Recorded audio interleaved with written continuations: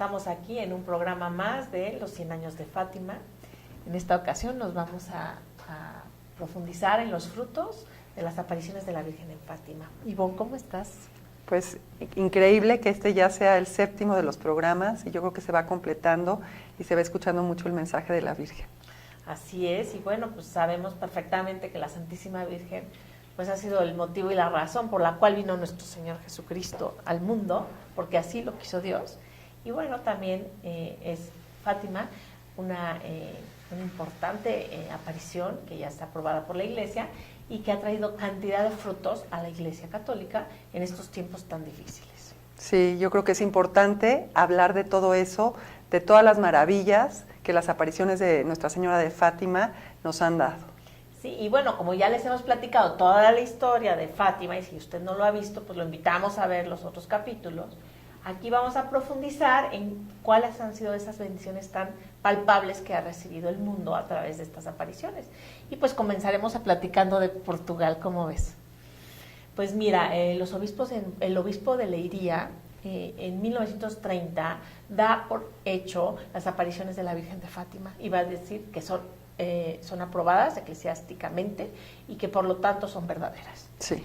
Y como fruto de esto, los obispos en 1931, el 13 de mayo de 1931, se van a reunir en Fátima con 300,000 fieles de todo Portugal y van a consagrar Portugal al Inmaculado Corazón de María. Esta consagración va a traer cantidad de frutos a Portugal, porque ya habíamos platicado en otros programas, Ivonne, cómo desde 1910 se había sembrado una revolución marxista, una revolución contraria a los valores cristianos en Portugal, y esto había conllevado una persecución clerical muy fuerte. Se habían cerrado seminarios, se habían entrado a profanar las iglesias, más de 100 iglesias, esto antes del 13 de mayo de 1917. Sí, es increíble cómo en mayo, que es el mismo año de la Revolución Rusa, 1917, la Virgen se aparece 6 veces a estos pastorcitos, a estos 3 niños, que pues les dio este legado para compartir al mundo, pero la belleza de la Virgen, nuestra Madre, atenta a lo que estaba sucediendo en el mundo, dijo, tengo que ir a decirles que mi Inmaculado Corazón es su refugio. Y bueno, Portugal lo tomó en cuenta, y por eso fue que los obispos, en agradecimiento a las apariciones de Nuestra Señora en Fátima, consagran Portugal el 13 de mayo de 1931. Esta consagración va a traer frutos inmensos a Portugal. Y se pueden ver, y los podemos ver, y son palpables, al grado de que pues se considera que son 3 muy importantes los efectos que tuvieron esta consagración. Inmediatamente, después de la consagración, empezaron a proliferar las vocaciones. Fíjate que, como te explicaba, desde 1910 había venido toda una política anticlerical que había cerrado seminarios y que había tratado de destruir nuestros valores cristianos, promoviendo el divorcio, promoviendo todas las cosas que la Iglesia había establecido. Y bueno, como fruto de esta consagración, pues empiezan a aumentar las vocaciones. Es palpable la cantidad de vocaciones que crecen, y bueno, más tarde los obispos mismos van a decir que si cerraran los ojos, 5 años después de la consagración, si cerraran los ojos y lo volvieran a abrir, no reconocerían el Portugal de hacía 25 años. Ellos, con palabras de ellos, lo dicen así, Ivonne. Es que cuántas personas se convirtieron en ese momento, porque bueno, los niños, esa persecución que sufren tan grande antes de una de las apariciones, que los toman presos por los gobernantes masones de aquella época, esa misma aparición del 13 de octubre de 1917 hizo ver a tanta gente que no creía en Dios, que estaba en contra, literalmente, que ahí estaba ese mensaje de salvación, ese mensaje de esperanza, y vino la conversión de muchísimas personas. Así es, la acción católica se integró en las parroquias y creció muchísimo, y bueno, hubo tantos frutos dentro de la fe católica que los mismos obispos pues se pronunciaron y dieron gracias a la Virgen. Y luego, como segundo fruto de esta consagración, hubo un milagro muy grande en la política social de Portugal. Subió al poder este señor, el nuevo dirigente se llamaba Alonso Salazar, Y este dirigente político lo que va a hacer es que va a restablecer todo en base a un orden social católico. Va a volver a promover el matrimonio, va a volver a promover nuestros valores cristianos, y eso también va a ayudar muchísimo a que Portugal cambie radicalmente. ¡Qué cambio tan impresionante! Impresionante. Y Alonso Salazar va a durar muchísimos años, como Franco duró en España, en Portugal. Y esta bendición, creo que hasta 1968, ¿sí? Y bueno, él va a legislar conforme a la protección de la familia, y todo esto pues es otro milagro. Y otro de los milagros más grandes que podemos nosotros ver desde lejos es el tercero de los frutos que tuvo Portugal, fue cómo la revolución, más bien la Segunda Guerra Mundial, no va a tocar Portugal. No tocó Portugal. Así es. Lo preservó a esta nación que ya había tenido esos cambios, que esta nación elegida por la Virgen para llevar y dar a conocer su mensaje, no entró en la Segunda Guerra Mundial. Tampoco fue contaminada por la Guerra Civil Española, que era una lucha pues terrible entre Franco y los rojos, que se llamaban, que estaban formados por comunistas, anarquistas, pues todos aquellos que estaban en contra de Franco. Y pues esta guerra civil española fue dolorosísima, profundísima, y no tocó Portugal tampoco. Entonces los obispos le prometen a la Virgen que sí los salva de todo este tipo de presiones marxistas, que era lo que estaba llegando a esa parte de Europa en ese momento, tanto en Italia como en España, como en tantos países. Ellos prometen volver a renovar la consagración a Portugal, y por eso en 1938, muy cumplidos los obispos portugueses, van a volver a renovar la consagración de todo Portugal al Inmaculado Corazón de María. Ya una vez habiendo visto la cantidad de bendiciones y de gracias, porque dentro del Corazón Inmaculado de María, pues está a salvo, es el refugio, es donde tenemos este amor de nuestra Madre, y ellos se dieron cuenta. Así es, y bueno, entonces la verdad es que el mismo Papa Pío XII va a reconocer en estos tiempos la importancia de todo lo que vivió Portugal, y le va a reconocer a la Virgen el apoyo que le da a Portugal. El obispo de Portugal, más bien la hermana Lucía le va a escribir una carta al Papa Pío XII diciéndole: Santísimo Padre, nuestro Señor promete que durante la guerra nuestro país recibirá protección especial gracias a la consagración de Portugal al Corazón Inmaculado de María, realizada por los prelados portugueses, y sirve como prueba de las gracias que le serán concedidas a otras naciones si también fuesen consagradas a ella. Eso, aquí hay el siguiente punto, porque ese cambio no se reflejó solamente en Portugal, a las naciones que sean consagradas a ella. Y tenemos el caso de Polonia. Quiero leerles este extracto del cardenal August Szlon, primado de Polonia, de 1926 a 1948, que dice: Polonia será la primera en experimentar la protección de la Madre de Dios. María salvará el mundo de una destrucción total. Y aquí vemos cómo esta unión, posteriormente, vino el cardenal Wyszynski, y esta unión del cardenal Wyszynski con el pueblo polaco y con Juan Pablo II fue algo increíble. El cardenal Wyszynski estaba convencido de que la devoción a María haría todo el cambio. Inclusive él, cuando lo entrevistaban periodistas, él decía: no, hay que ver a la Virgen. Él estuvo encarcelado, pasó por toda esta opresión del comunismo, y él sabía que si Polonia se cristianizaba, el comunismo iba a caer. Con esa fe y esa certeza. Y les repetía a las personas: ustedes, si siguen mi consejo de rezar el rosario, a la hora de su muerte bendecirán el día y la hora que aceptaron mi consejo.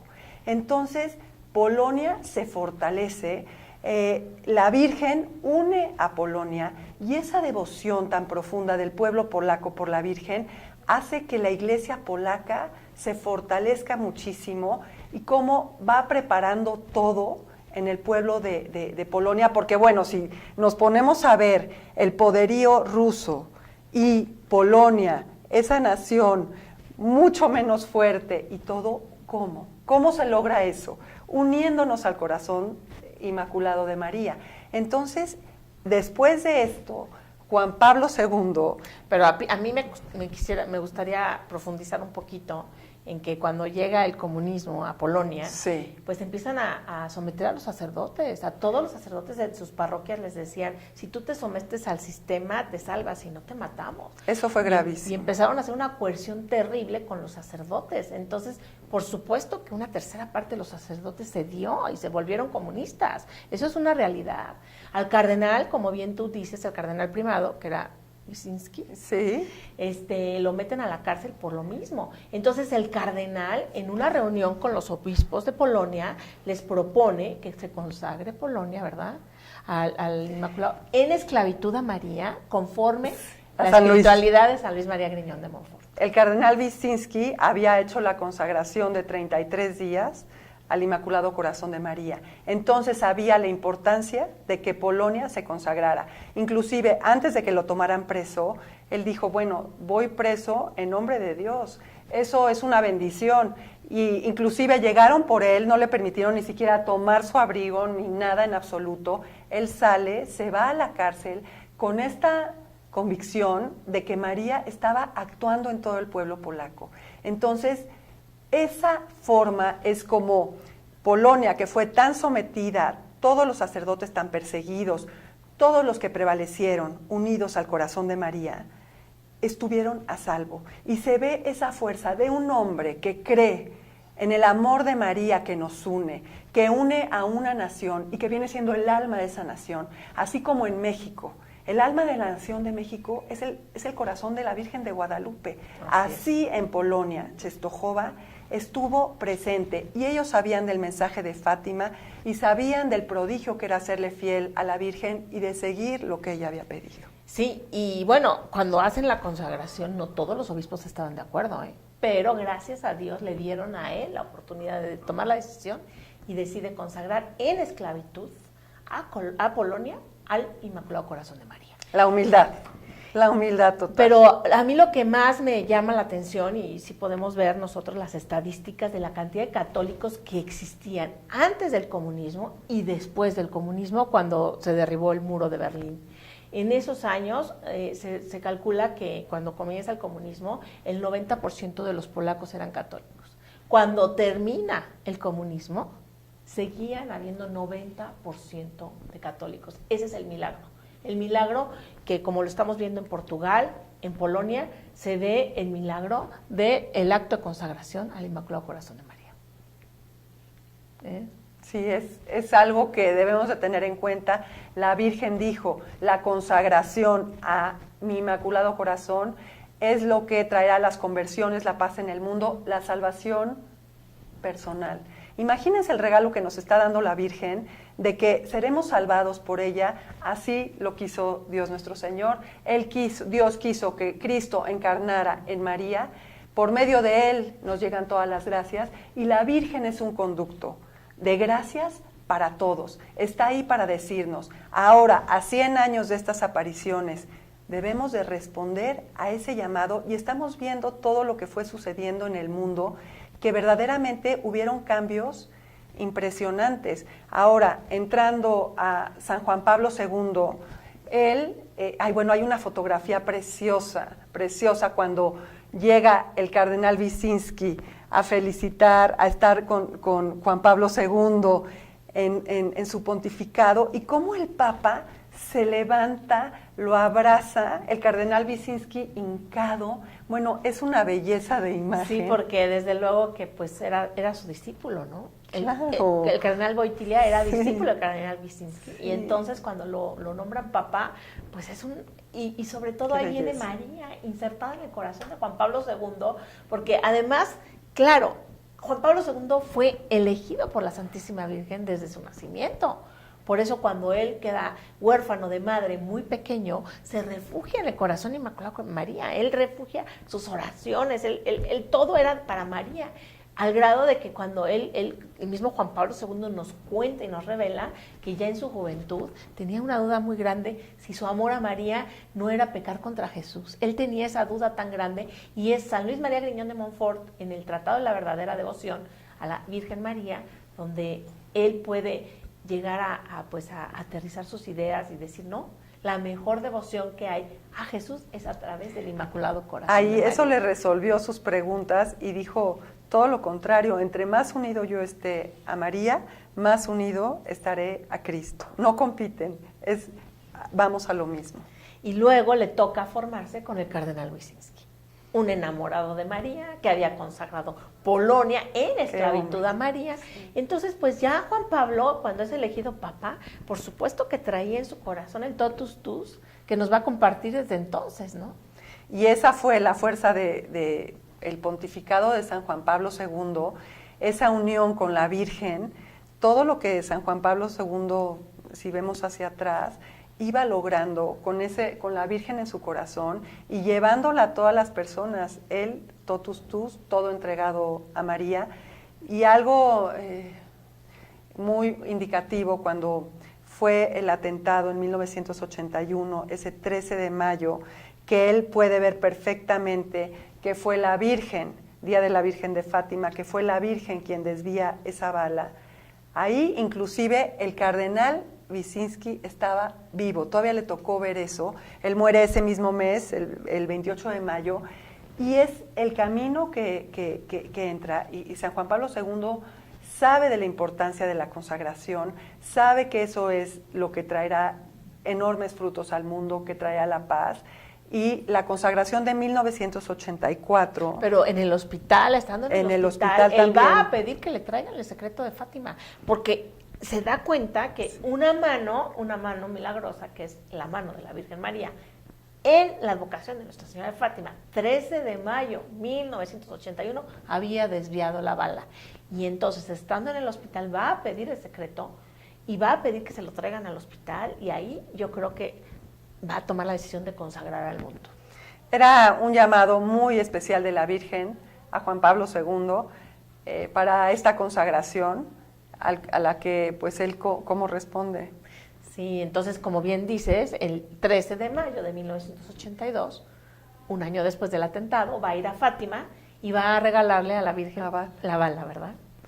Él deposita la bala en la corona de la Virgen y está ya sabiendo que debemos de consagrarnos al Inmaculado Corazón de María. Y va a hacer esa consagración ahí en Fátima, Portugal, el 13 de mayo de 1982. La hermana Lucía va a ir a esa consagración y no van a tener oportunidad de hablar el Papa Juan Pablo II y la hermana Lucía, sino hasta después de la oración de consagración que va a hacer el Papa. Y bueno, pues la tristeza que se da cuenta el Papa cuando termina la misa y está con la hermana Lucía es que la hermana Lucía le va a decir: su santidad, qué pena, pero pues la consagración que usted acaba de hacer no es conforme lo pidió la Virgen. La Virgen pidió que se hiciera en unión con todos los obispos y que se consagrara a Rusia. Posteriormente, Juan Pablo II hace la consagración en el año de 1984, 25 de marzo, que está en Roma, y él invita a todos los obispos, y en esa consagración él dice que incluye a las naciones más necesitadas de esta gracia, sin mencionar específicamente a Rusia, y invita a los obispos. Él está hincado ahí pidiéndole a la Virgen, y no todos los obispos acudieron a esta Él llamado había de hecho consagración. una invitación epistolar, es decir, por carta, desde el mes de diciembre. Y la Virgen de Fátima va a salir por primera vez de Fátima, va a volar a Roma, ¿verdad? Y ahí va a hacer esa oración de consagración. Y como tú bien dices, pues yo creo que él en su humildad le dice a la Virgen: pues te consagro a aquellas naciones que tú quieres que te sean consagradas, ¿verdad? De alguna manera se lo dice. Y también le dice: te consagro esta consagración. Se ve que él estaba muy preocupado de cumplir la petición de la Virgen, sin embargo, no menciona a Rusia explícitamente. Ahora, de esta consagración también vinieron muchos frutos. De esta consagración hubo más paz, esta consagración, por supuesto, aunque no se haya hecho tal cual la Virgen lo pidió, pero trajo muchos frutos de paz. Así es, en 1985 hubo un desarme nuclear muy importante en la Unión Soviética y en otros países, que era necesarísimo porque estaba ya el mundo como que a punto de una guerra. Yo creo que esta consagración nos trajo cantidad de bendiciones, como tú dices, Ivonne, y bueno, fue la razón y el motivo de que en 1989 se cayera el muro de Berlín, ¿no? Que todos como festejamos que se ese acabara momento este bloque comunista que tanto había hecho daño al mundo. Entonces sí, claro que tuvo sus frutos y pues hoy en día la gente está pues esperando de que esta consagración haya sido la que pidió la Virgen, más nosotros vemos el mundo, vemos que no hay paz en las familias, no hay paz en los corazones, no hay paz en las naciones, no hay conversión. En Rusia se habla de una gran conversión con Putin, sin embargo, estamos hablando de que Putin, a pesar de que está tratando de gobernar pues según sus creencias y sus conocimientos a esa nación, no es una nación católica, no es una nación que viva en paz. Hay 1.200 millones de abortos al año en Rusia, por lo cual podemos ver de que pues no es la consagración que nosotros estamos esperando que haga, ¿no? Y indudablemente de las apariciones de la Virgen en Fátima de hace 100 años, obtuvimos muchísimas bendiciones. La Virgen nunca va a algún lado y nos deja indiferentes. Ella, el llegar, el estar, el acudir a sus hijos, ha logrado que el mundo reciba muchas bendiciones. Inclusive ahorita yo veo, la Virgen pidió la adoración, el ángel en 1916 dice lo importante que es adorar a Jesucristo, que él estaba haciendo en los altares muy ofendido, y ahora yo veo como cuántos grupos de adoración, María está uniéndonos a muchos a través de su corazón para adorar a Jesucristo. Hay muchas capillas de adoración, inclusive hasta podemos ver en muchos chats, que ahora la gente se comunica por medio de los chats de oración, en donde se presentan oraciones, en donde la gente se une para rezar, y el amor por la Eucaristía está resurgiendo, aunque hay muchas ofensas, pero también hay mucha adoración hoy en día. Pues es que, nosotros los laicos, era menos común que los laicos estuvieran frente a la adoración eucarística, como que en una capilla de adoración perpetua, como se han ido promoviendo gracias a Juan Pablo II desde hace 50 años. Sin embargo, pues todas las congregaciones religiosas se han dedicado también a adorar a Jesús por estos 2000 años, ¿no? Pero es una tristeza ver que hoy en día pues están cerrando muchas congregaciones y muchas... Pero bueno, a mí me gustaría también platicar de la Virgen Peregrina. ¿Cómo ves, Ivonne? Por supuesto. Resulta que pues la primera Virgen que sale de Portugal como peregrina fue en el año de 1947 y al primer lugar que llegó fue a Madrid. Madrid era una ciudad de 800,000 habitantes y para recibir a la Virgen de Fátima se reunieron 1,5 millones de personas. ¡Qué increíble! ¡Qué maravilla! Tú puedes imaginar esos tiempos recibiendo casi el doble de capacidad de gente que vive en esa ciudad para recibir a la Virgen de Fátima. Definitivamente causó tal estupor entre la misma iglesia que se sorprendió el obispo. Y el mismo obispo va a escribir una carta al obispo de Leiría en Fátima agradeciéndole la visita de la Virgen y le va a decir, dice, la Virgen ha dejado tantas gracias aquí en Madrid, dice, que los numerosos milagros y hasta ahora nunca he visto tanto entusiasmo y esta es la verdad. Todo lo que podamos decir es insuficiente. Daría los 25 años de mi apostolado por estos 9 días que estuvo la imagen de la Virgen. Este es ¿Y qué recibimiento tuvo Leopoldo, la Virgen? Hijo Garay, desde entonces, de 1947. Y bueno, pues hubo cantidad de milagros, curaciones, conversiones, musulmanes que se convertían. Llamó tanto la atención que hasta el Papa se va a pronunciar más tarde. Iba a decir que esta peregrinación de la Virgen le está trayendo tantos frutos al mundo que ya sabemos qué caminos seguir. Así va a decir el Papa Pío XII. Entonces, así de claro. La imagen peregrina va a ir desde Portugal a España, a Francia, después va a ir a Bélgica, Holanda, Luxemburgo, va a cruzar hasta el sur de África, va a atravesar el océano y va a llegar a América del Norte, luego a Asia y finalmente a India, Singapur y Siam para llegar a Australia en febrero de 1951. Yo creo que esta es nada más la primera imagen peregrina que salió, pero luego más tarde Juan Pablo II va a bendecir cantidad de imágenes para ciertos países y bueno, México va a recibir una imagen peregrina el 13 de mayo de 1982, que es cuando va a consagrar el mundo, y esa imagen peregrina sigue peregrinando en México. Alguna vez tú y yo ya hemos peregrinado con ella y la verdad es que es una bendición estar ante la imagen de Nuestra Señora de Fátima. Pero para concluir, Ivonne, ¿no te gustaría, pues yo veo que si el cielo quiere que los mensajes de Nuestra Señora de Fátima lleguen al mundo, siempre nos va a dar a cambio gratas historias como las que hemos platicado en este programa, ¿no crees? Esas historias que nos ayudan, nos animan, nos hacen tener confianza en que no importa cuán difícil puedan ser algunos momentos, que la Virgen siempre está con nosotros, siempre nos va a defender y siempre nos tiende su mano amorosa. Y que el refugio es el Inmaculado Corazón de María, es el refugio para estos tiempos. Y bueno, pues no sé si quieras comentar algo más para este programa, pero... Que los invitamos a responder a la consagración que la Virgen pidió, conságrense a su Inmaculado Corazón, puede ser según la fórmula de San Luis María Griñón, o conságrense ustedes con las palabras diciéndoles que quiero ser tuyo, quiero estar en tu corazón.